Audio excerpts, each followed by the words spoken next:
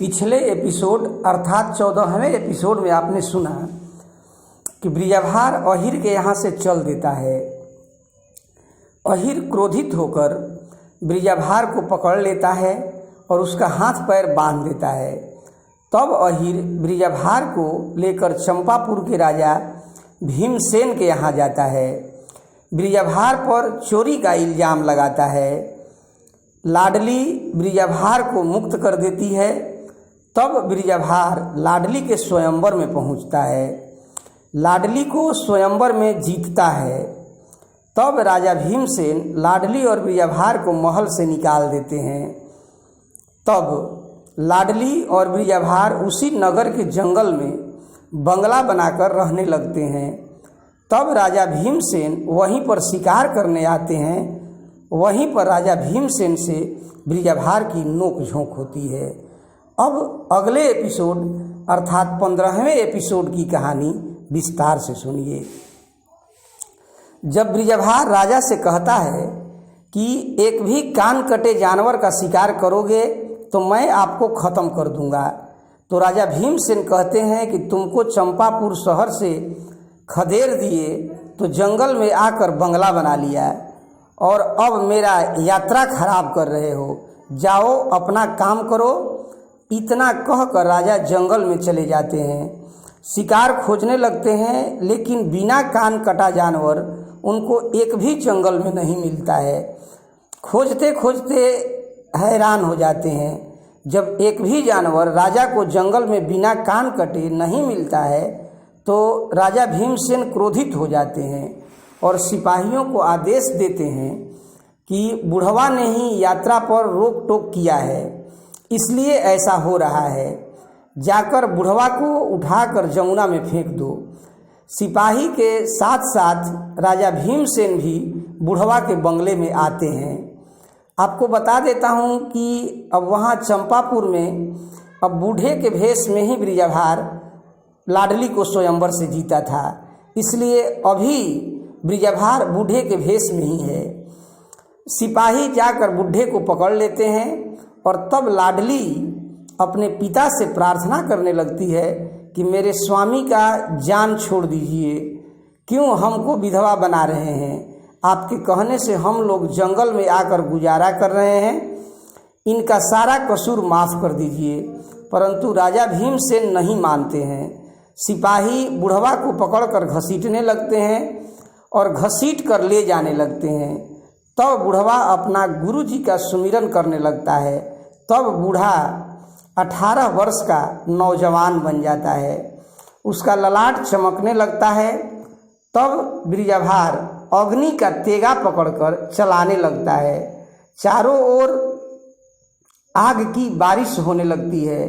लाल लाल चिंगारी से संपूर्ण आकाश प्रकाशित हो जाता है। यह देखकर सभी सिपाही भाग खड़े होते हैं।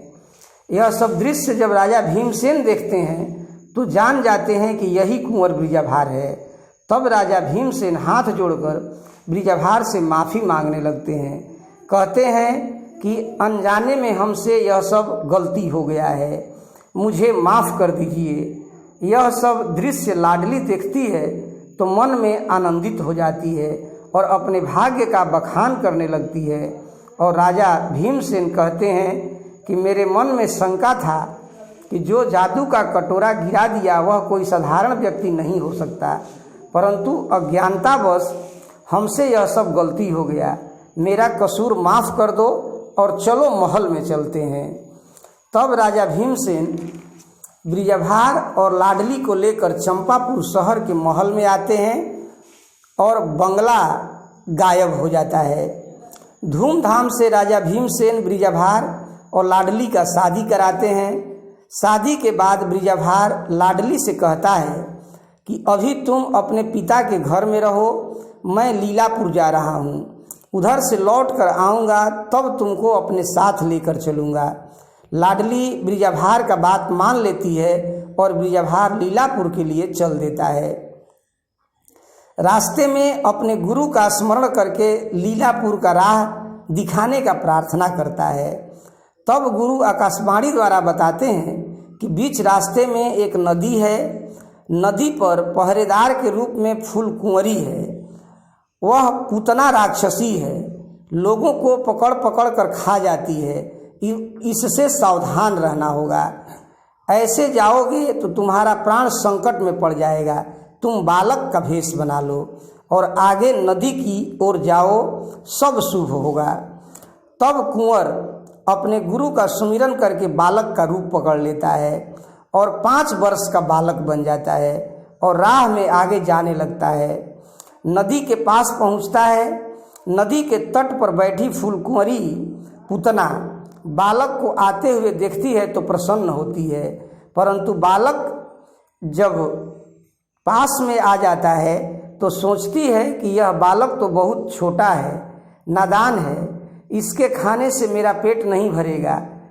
तब फूलकुंवरी बालक से पूछती है कि किसका नादान बालक हो, कौन तुम्हारे माँ बाप हैं जो तुमको अकेले छोड़ दिए हैं और यहाँ अकेले क्यों भटक रहे हो जंगल में?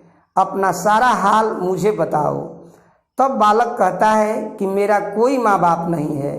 जन्म के समय ही मेरे माँ बाप मर गए और मैं टूअर हो गया। लीलापुर का नाम हमने बंगाल सुना है। यह भात का खजाना है। यहाँ कोई भात नहीं पूछता है। मैं यहाँ भात खाने आया हूँ। मुझ पर दया करो और मुझे नदी पार करा दो। मुझे उस पार जाना है। तब पूतना बालक को पीठ पर बैठाकर नदी को पार कराने लगती है। जब पूतना फूलकुंवरी ब्रिजाभार को बालक समझकर छोड़ देती है, तब ब्रिजाभार सोचता है कि यह पूतना रास्ते में आने जाने वाले लोगों को खाती रहती है। इसे जीवित छोड़ना ठीक नहीं है, इसे मार देना चाहिए। तब जैसे ही पूतना बालक को नदी के उस पार लाती है, तब ब्रिजाभार वज्र का मुक्का पूतना पर मार देता है और पूतना जमीन में धंसकर पाताल में चली जाती है और नदी पर का काल हमेशा हमेशा के लिए समाप्त हो जाता है। काल को समाप्त करके बालक ब्रिजाभार लीलापुर की राह पकड़कर आगे चलने लगता है। कुछ दूर आगे जाता है तो एक दूध बेचने वाला अहीर फुलिया के पास दूध लेकर जा रहा होता है। वह बालक ब्रिजाभार को देखता है तो पूछता है कि ऐ बालक, तुम किस कारण से जंगल में अकेले भटक रहे हो? तुम्हारे माँ बाप कहाँ है? तब अहीर से बालक ब्रिजाभार कहता है कि मेरे माँ बाप नहीं हैं। जन्म के समय ही मेरे माँ बाप मर गए और मैं टूअर हो गया। हमने अपने माँ बाप को नहीं देखा। भीख मांग कर अपना पेट भरता हूँ, इधर उधर घूम घूम कर मांगता खाता हूँ। मेरा कोई घर द्वार नहीं है। बालक के वचन को सुनकर अहीर के हृदय में दया आ जाती है। तब अहीर बालक से कहता है कि तुम हमारे साथ चलो, मेरे पास रहो, तुमको दूध भात खिलाएंगे, तुम्हारा पालन पोषण करेंगे, अपने बेटा के समान रखेंगे।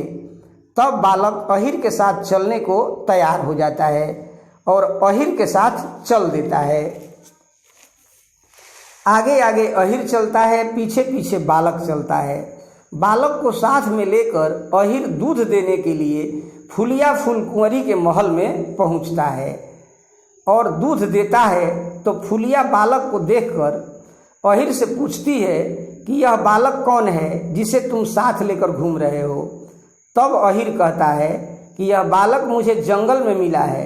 यह टूअर है, भीख मांग मांग कर अपना गुजारा करता है। इसका कोई रहने का ठिकाना नहीं है। इसको अपने घर ले जा रहे हैं, इसको अपने पास रखेंगे, इसका जतन करेंगे, इसका पालन पोषण करेंगे, अच्छा अच्छा लूर और गुण सिखाएंगे, इसे अच्छा इंसान बनाएंगे और जब बड़ा हो जाएगा तो यह मेरा गाय भैंस चराएगा।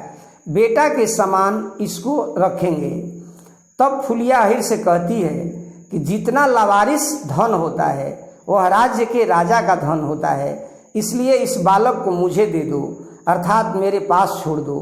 तब अहीर बालक को फुलिया के पास छोड़कर अपने घर चला जाता है और फुलिया बालक का जतन करने लगती है।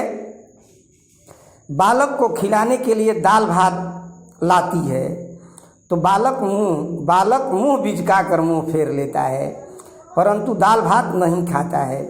बहुत तरह से खिलाने का प्रयास करती है परंतु बालक नहीं खाता है।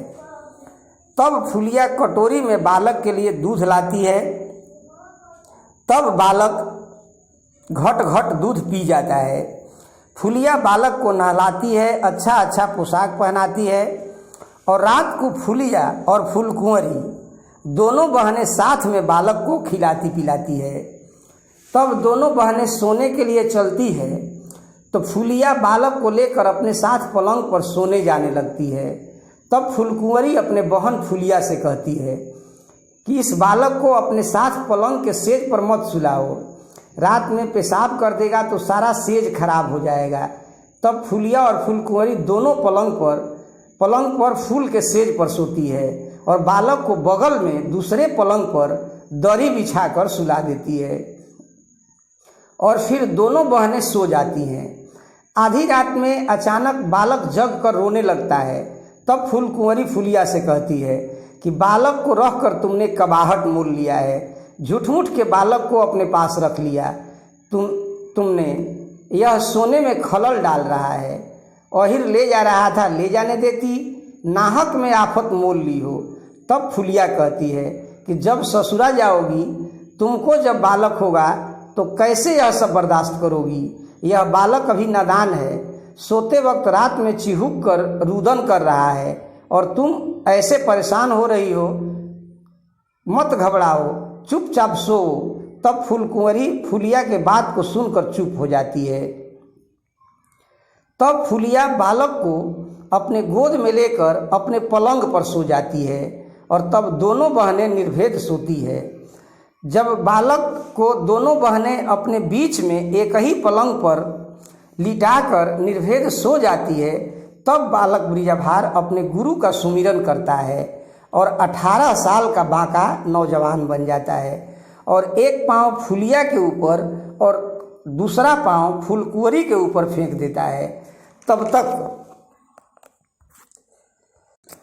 तक दोनों बहनें जाग जाती हैं तो पलंग पर नवजुवक को देखकर घबरा जाती है और दोनों चिहुक कर पलंग से नीचे उतर जाती है। दोनों बहनें क्रोधित हो जाती है और खूंटी पर टंगे तलवार को दोनों बहनें उठा लेती है। कहती है सच सच अपना सारा हाल बताओ, नहीं तो हम दोनों तुमको खत्म कर देंगे। तब ब्रिजाभार कहता है कि किस लिए तलवार खींच रही हो, क्यों क्रोधित हो रही हो, ये बताओ कि तुम लोग किसके लिए तप व्रत कर रही हो।